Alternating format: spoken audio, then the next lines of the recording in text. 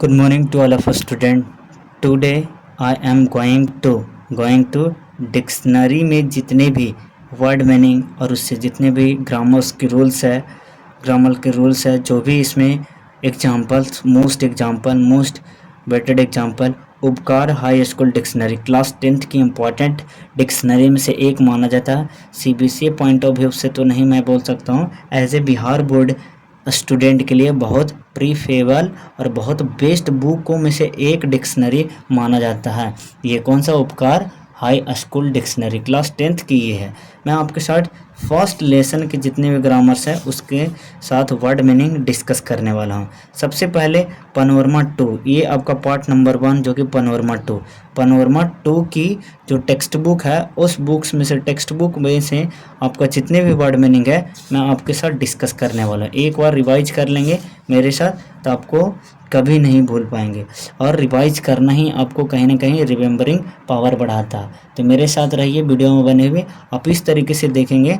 और मैं आपको एक बार और मैं बता दूं कि GS GK studies YouTube channel पे आप लोग सभी को एक बार फिर से हार्दिक अभिनंदन मैं करता हूं। आप सब कैसे हैं? मुझे उम्मीद है कि आप लाजवाब, बेहतरीन और बेहतर और तगड़े प्रिपरेशन कर रहे होंगे। जहाँ भी होंगे मस्त होंगे, खुशहाल होंगे। और मैं दुसाद कुंदन मैं आपके साथ डिस्कस करने वाला हूँ पार्ट 1 पनोरमा का पार्ट 2 के अंदर में। पार्ट 1 पनोरमा 2 टेक्स्ट बुक का ये नाम है प्रोज सेक्शन, यानी फर्स्ट चैप्टर का नाम है the pace for living. It means जीने का रफ्तार का तरीका। इसका जो राइटर है आरसी हटचिसंस।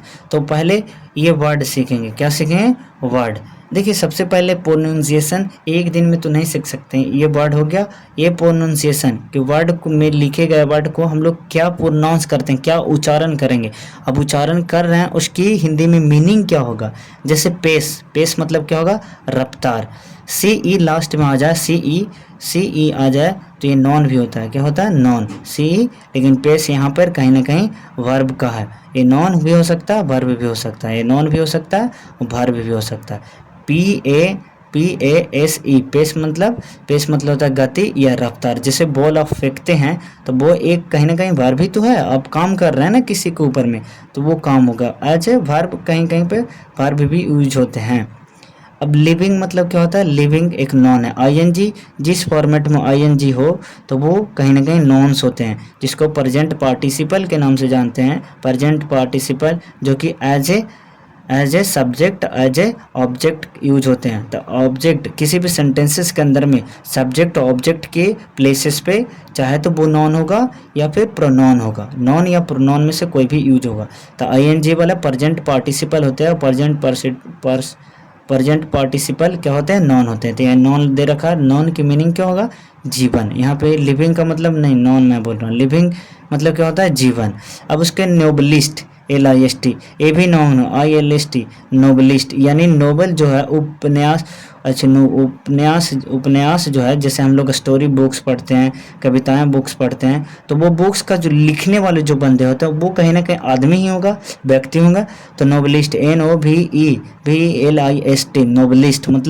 नोबलिस्ट मतलब होता है उपन्यासकार, यानी जो राइटर होते हैं उसको हम लोग बोल रहे हैं नोबलिस्ट मतलब क्या होता है? उपन्यासकार। स्पेलिंग याद रखेंगे। नोबलिस्ट क्या होंगे? नॉन्स होंगे। उसके बाद एग्जिबिट देख रहे हैं प्रोनाउंसिएशन। मैं इंग्लिश भी पढ़ रहा हूँ, मैं हिंदी में भी पढ़ रहा हूँ।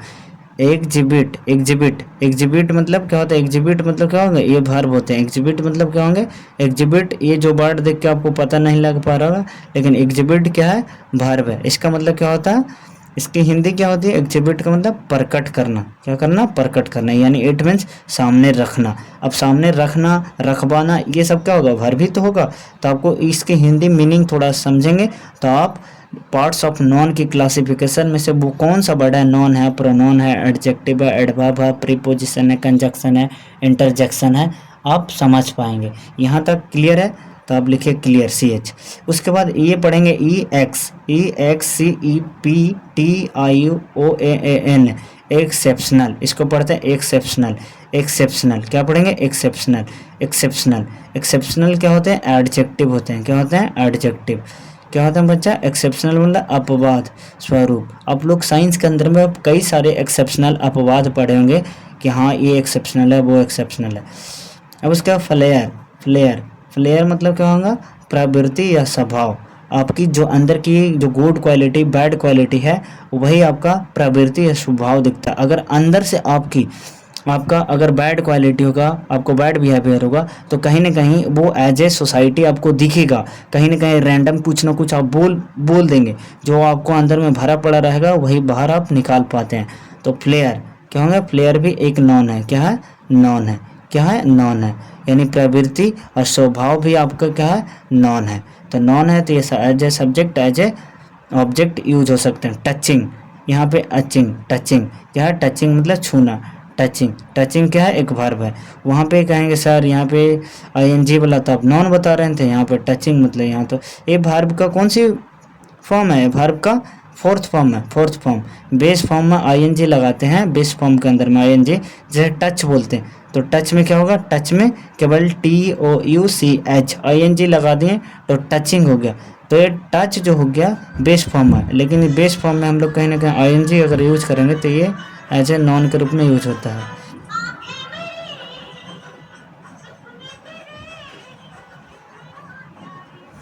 टच में हम लोग क्या करते हैं? TOUCH, टच मतलब हम लोग कहीं ना कहीं सेंसिबल, जैसे हम लोग छूने का जो प्रयास करते हैं तो ये टच एक वर्ब है।